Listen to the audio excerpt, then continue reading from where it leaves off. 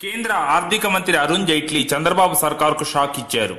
రెవెన్యూలో లోటుపై చంద్రబాబు చెబుతున్న లెక్కలకు భిన్నంగా అరుణ్ జైట్లీ లేఖ రాశారు.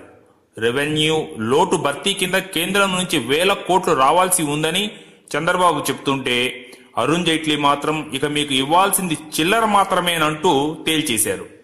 ఏపీ రెవెన్యూ లోటు 16,000 కోట్లని చంద్రబాబు చెప్తుంటే అరుణ్ జైట్లీ మాత్రం ఏపీ రెవెన్యూ లోటు 4,117 కోట్లని తేల్చారు. అంతేకాదు అందులో ఇప్పటికే 3,979 కోట్లు ఇచ్చేశామని వెల్లడించారు. ఇక 2014-15 ఏడాది రెవెన్యూ లోటు భర్తీ కింద ఏపీకి ఇవ్వాల్సింది కేవలం 138 కోట్లు మాత్రమేనని అరుణ్ జైట్లీ తన లేఖలో వివరించారు. అయితే అరుణ్ జైట్లీ ఇంత ధైర్యంగా రెవెన్యూ లోటును భారీగా తగ్గించడానికి కారణం చంద్రబాబేనన్న విమర్శ వస్తుంది. నిజానికి ఏపీ రెవెన్యూ లోటు 16,78,000 కోట్లని కాగ్ రిపోర్టు తేల్చింది. దాని ఆధారంగా కేంద్రంపై అధిక నిధుల కోసం ఒత్తిడి తీసుకురావచ్చు. కానీ చంద్రబాబు మాత్రం కేంద్రంతో పెట్టుకుంటే ఇబ్బందులు వస్తాయన్న ఉద్దేశంతో ప్రశ్నించడం లేదు. ఈ పరిస్థితి కారణంగానే ఇప్పుడు 16,000 కోట్లు రెవెన్యూ లోటును కేంద్రం ఏకంగా 4,000 కోట్లకు కుదించేసింది అని అంటున్నారు.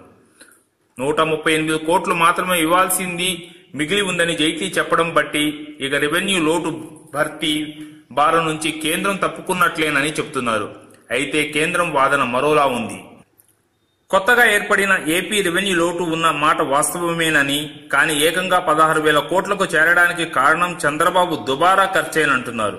పేద రాష్ట్రమని చంద్రబాబు చెప్తున్నా ఏకంగా 4,500 కోట్లు ఖర్చు పెట్టి పుష్కరాలు నిర్వహించాల్సిన అవసరం ఏముందని ప్రశ్నిస్తున్నారు. కేవలం విమాన ఖర్చుల కోసం 100 కోట్లు ఖర్చు పెడుతూ మరోవైపు పేద రాష్ట్రమని చెప్పడం ఎంతవరకు సమంజసమని కేంద్ర వర్గాలు నిలదీస్తున్నాయి. మొత్తం మీద రెవెన్యూ లోటు కింద ఏపీకి ఇవ్వాల్సింది కేవలం 138 కోట్లేనని అరుణ్ జైట్లీ ప్రకటించిన నేపథ్యంలో దీనిపై చంద్రబాబు నిలదీస్తారా, లేదంటే కేంద్రాన్ని ఎదిరిస్తే కేసులు ఇబ్బందులు ఉంటాయని సర్దుకుపోతారా అన్నది చూడాలి. ఈ వీడియోపై మీ కామెంట్స్ ను తెలియజేయండి. మరిన్ని వీడియోస్ కోసం తెలుగు గ్లోబల్ ఛానల్ కు సబ్స్క్రైబ్ చేయండి.